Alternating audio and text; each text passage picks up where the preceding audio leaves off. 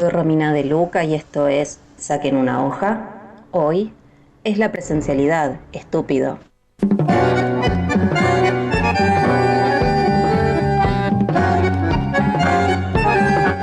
Gustavo, oyentes. Bueno, el título de esta columna, confieso, no deja mucho lugar a la imaginación. Y en realidad no queremos hacerlo sencillamente porque la situación a esta altura es crítica. El día de ayer se reportaron oficialmente 13.667 casos de COVID positivo en todo el país. Venimos de 4 días de feriados, parcial el jueves y contando hasta el domingo, con un número estable que linda los casi 10.000 casos y ya sabemos el pico de 16.056 casos el 31 de marzo pasado. Si tomamos el dato de ayer, estamos al nivel de contagios del mes de octubre, aún sin alcanzar ese famoso pico de 18.000 y moneditas que se alcanzó aquella vez. Si miramos el mapa del país, lo cierto es que cada vez tenemos menos departamentos libres de casos y si ponemos la lupa en la provincia de Buenos Aires y la ciudad, estamos encarando un pico superior o similar al más alto de lo que sería ya la primera ola. Lo cierto es que el gobierno de los Fernández no tiene explicación alguna para este aumento. Por el contrario, nos quieren dar tranquilidad. A decir del propio ministro de Educación Nacional, Nicolás Trota, él reconoció que hay contagios, claro. En efecto dice, sí, se han detectado casos positivos, por supuesto, pero lo que no tenemos detectado es que se produzcan los contagios en un espacio institucional donde se puedan cumplir los protocolos. Carla Bisotti, la ministra de Salud y su jefa de gabinete, también indicaron que ni en fábricas ni en las escuelas se producen contagios porque existen protocolos. Trota indicó también que los contagios no necesariamente se producen en las escuelas, pero el punto está en el análisis de probabilidades, que es en última instancia la materia prima con la que trabaja la epidemiología. Además, esa certeza que ellos tienen implicaría que tienen un rastreador de todos nosotros y pueden detectar el momento exacto en el que se produjo el contagio. Entiendo que esto no es aún técnicamente posible, pero además sus afirmaciones chocan con la evidencia que brota por todos lados. Por ejemplo, dicen ellos que las escuelas no tienen nada que ver.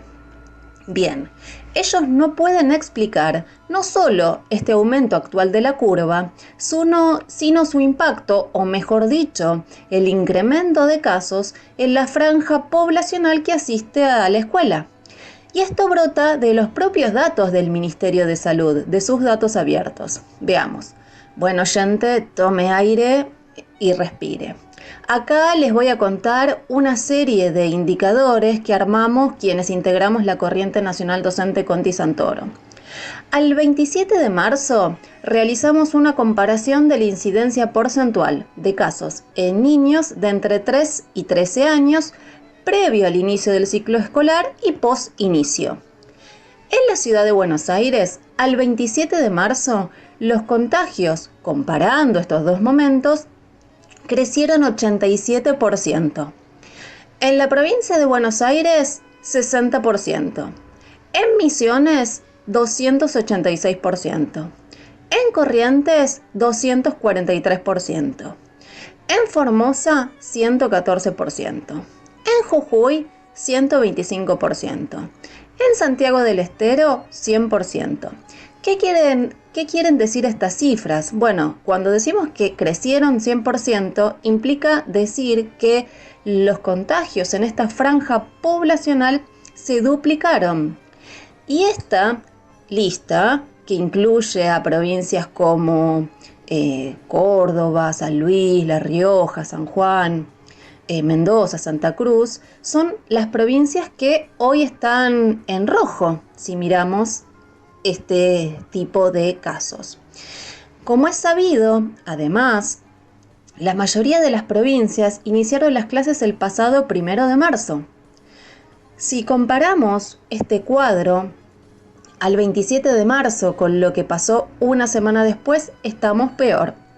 Al 2 de abril, en la ciudad de Buenos Aires, la incidencia de contagios en niñas y niños de entre 3 y 13 años aumentó 136%. ¿Qué quiere decir esto? Los casos aumentaron a más del doble. En la provincia de Buenos Aires, que tiene una quincena menos de presencialidad, los casos crecieron un 90%, al igual que en Entre Ríos. Es decir, están al borde de duplicarse. En Santa Cruz y en Mendoza, los contagios en niñas y niños se duplicaron. En San Juan y en Jujuy aumentaron 50%. En Salta y Santiago del Estero crecieron 140 y 146%, es decir, se duplicaron una vez y media.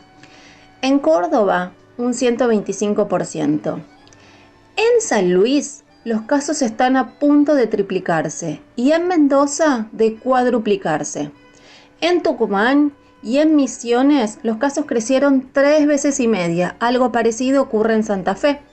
Y en Corrientes, los casos aumentaron casi 7 veces. Quiero recordar a los oyentes que ayer se confirmó que la cepa Manaos circula en Clorinda. Sí, ahí donde vive Zamba de Paca Paca, así que estamos esperando nuevos recursos didácticos al respecto. Y que eso despertó preocupación en la ciudad de Corrientes. Es decir, esa es la cepa que era más contagiosa y que además afecta en mayor medida a niños junto a la cepa británica. Ambas cepas ya fueron detectadas en la ciudad de Buenos Aires y en La Plata, por dar 2 ejemplos con circulación comunitaria. Suponer que esta evolución de casos en la población que va a la escuela no guarda ninguna relación con el inicio de clases es sencillamente un acto de fe o de hipocresía, porque no existe otra actividad que pueda explicar tal cuadro. La única actividad masiva que se liberó a partir del 17 de febrero en algunas provincias y con mayor intensidad a partir del 1 de marzo fueron las clases presenciales. Suponer que la cura a este cuadro vendrá a partir de la restricción de las actividades sociales y de esparcimiento o cortando la circulación nocturna de personas cuando las escuelas diariamente, desde la mañana hasta la tarde y el turno vespertino, movilizan a millones de personas, sería ridículo si no fuera grave.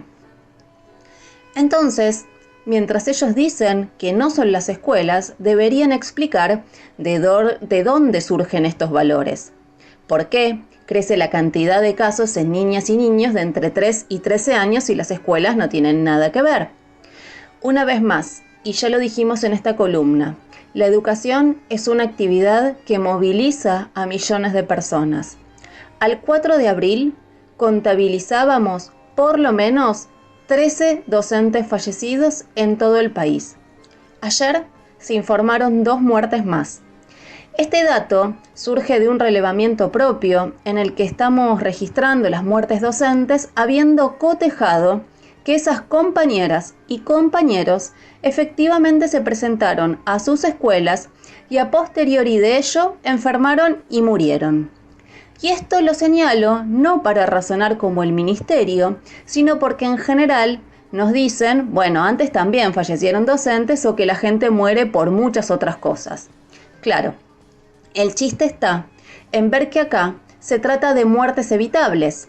En eso consisten los crímenes sociales. Las muertes que son resultado de la lógica del normal funcionamiento del sistema capitalista, que en este caso nos dice que hay que abrir las escuelas. Para peor, el gobierno nacional lanza el Cuidar Escuelas, un portal donde dice que van a registrar en tiempo real la cantidad de contagios de estudiantes, docentes y no docentes que ocurran en las escuelas. Esto fue lanzado el 19 de marzo pasado, estamos a pocos días de que se cumple un mes. Como todo, recién la semana pasada anunciaron que el 90% de las escuelas ya se registraron. ¿Números oficiales? Ninguno. Una vez más, veamos qué datos podemos obtener a partir de un relevamiento de casos que iniciamos los compañeros de la Corriente Nacional Docente Conti Santoro.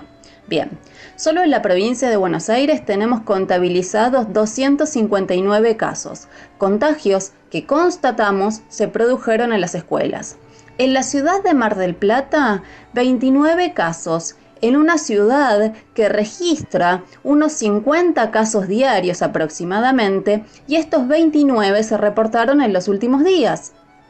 Al 30 de marzo habíamos registrado 1.018 casos en escuelas y nos preguntamos cuál es el factor de multiplicación de este número, habida cuenta que una semana atrás habíamos contabilizado 781 casos, lo que nos da un aumento del 30% en estos reportes propios, cifra que además crece más que el porcentual de aumento de casos totales en todo el país, que si comparáramos el mismo periodo habría aumentado un 23%. También, habida cuenta que se trata de un reporte voluntario de casos confirmadísimos que por lo menos muestran, no sabemos si el volumen total de la magnitud de contagios que se producen en las escuelas, pero sí nos muestran claramente una aceleración en la incidencia de contagios. Dicen que no nos preocupemos porque los niños no se contagian. Deberían explicar ese crecimiento de contagios que señalábamos antes. No pueden hacerlo. ¿De verdad le van a echar la culpa al fin de semana largo o a las reuniones sociales de Pascua cuando esto que estamos viendo coincide y se acelera con el inicio de clases? Pero tomemos por bueno el argumento de los Fernández. Aun si eso fuera cierto, si los contagios se hubieran producido en un espacio social, la pregunta que hay que hacerse es la siguiente. El tránsito de 17 millones de personas que se mueven y van a la escuela, ¿amplifica o no la cantidad de contagios, sea donde sea que se hayan originado? Una vez más, no son irresponsables, son criminales. En este cuadro, la pasividad sindical nos conduce a la muerte. ¿Nos animamos a seguir experimentando, siendo nosotros los conejillos de Indias? Ellos, la burocracia sindical, pide que no se flexibilicen más los protocolos, como si hoy, con los que actualmente existen, no tuviéramos ya suficientes problemas. El gobierno pide una semana para ver hacia dónde decanta la cosa. Avisan que la presencialidad escolar es irrenunciable y la burocracia selló esto con su firma. Dijo que lo hacían a cambio de que los docentes fueran vacunados. Si bien los datos oficiales actualizados brillan por su ausencia y hay mucha disparidad provincial, los números hablan de una vacunación del personal docente que oscila entre el 30 y el 40%. ¿Y los millones de familias de nuestros alumnos? Ellos que esperen para vacunarse. Menos mal que volvían a las escuelas para abrazarse con sus alumnos, porque si no... Y este cuadro de pasividad también permea a la conducción multicolor, que lo único que hace es exigirle a la CETERA que convoque un paro y no organiza lo propio en las seccionales que dirigen. Una mirada socialista de la educación implica decir lo que resulta incómodo. Como nos ocupábamos en otras columnas, advertir que esta presencialidad pedagógicamente es una estafa y que nos conduce a la enfermedad y a la muerte. Ojalá no nos demos cuenta cuando todo esto ya sea tarde.